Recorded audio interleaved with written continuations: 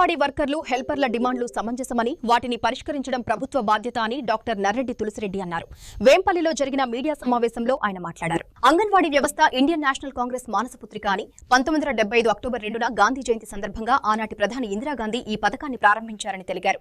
బాలలలో పోషకాహార లోపం తగ్గించడం, శిశు మరణాలను నియంత్రించడం, పూర్వ ప్రాథమిక విద్య అందించడం, వ్యాధి నిరోధక టీకాలు వేయించడం, గర్భిణీ స్త్రీలు మరియు బాలింతల ఆరోగ్య సంరక్షణ వంటి బహుముఖ లక్ష్యాలతో ఈ వ్యవస్థను ఏర్పాటు చేశారని పేర్కొన్నారు. అంగన్వాడీ వర్కర్లు హెల్పర్లు తల్లిలా పిల్లలను లాలిస్తూ డాక్టర్ మరియు నర్సుల ఆరోగ్య సంరక్షణ చూసుకుంటూ ఉపాధ్యాయుల విద్యాబుద్ధులు నేర్పుతూ బహుముఖ పాత్రలు పోషిస్తున్నారని తెలిపారు.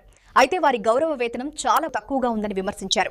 ప్రస్తుతం వర్కర్లకు నెలకు 11,500, హెల్పర్లకు 7,000 మాత్రమే ఇస్తున్నారని, దశాబ్దాలుగా ఇదే స్థాయిలో జీతాలు కొనసాగుతున్నాయని చెప్పారు. 1975 అక్టోబర్ 2వ తారీఖున మహాత్మా గాంధీ జయంతి రోజు ఆనాటి ప్రధాని కాంగ్రెస్ పార్టీ అగ్రనాయకురాలు శ్రీమతి ఇందిరాగాంధీ గారు ఈ పథకాన్ని ప్రారంభించడం జరిగింది. పిల్లల్లో పోషకాహార లోపం తగ్గించడం, శిశు మరణాలు తగ్గించడం, పిల్లలకు పాఠశాల పూర్వ విద్య నేర్పించడం, వారికి టీకాలు వేయించడం, వారితో పాటు గర్భిణీ స్త్రీలకు బాలింతలకు ఆరోగ్య సంరక్షణ చూడడం, ఇటువంటి బహుముఖ కార్యక్రమాల కోసం ఈ వ్యవస్థను ఏర్పాటు చేయడం జరిగింది. అంగన్వాడీ వర్కర్స్ హెల్పర్స్ బహుముఖ పాత్రలు పోషిస్తారు. ఒక తల్లిగా బిడ్డలను లాలిస్తారు, ఒక డాక్టర్గా నర్సుగా వాళ్ళ ఆరోగ్య సంరక్షణ చూస్తారు, ఒక ఉపాధ్యాయురాలుగా వాళ్ళకు విద్యాబుద్ధులు నేర్పుతారు. కానీ దురదృష్టవశాత్తు వాళ్ళ గౌరవ వేతనం చాలా తక్కువ. వర్కర్స్కేమో నెలకు 11,500 రూపాయలు, హెల్పర్స్కేమో 7,000 రూపాయలు. ఇది చాలా తక్కువ ఇప్పుడున్న పరిస్థితుల్లో.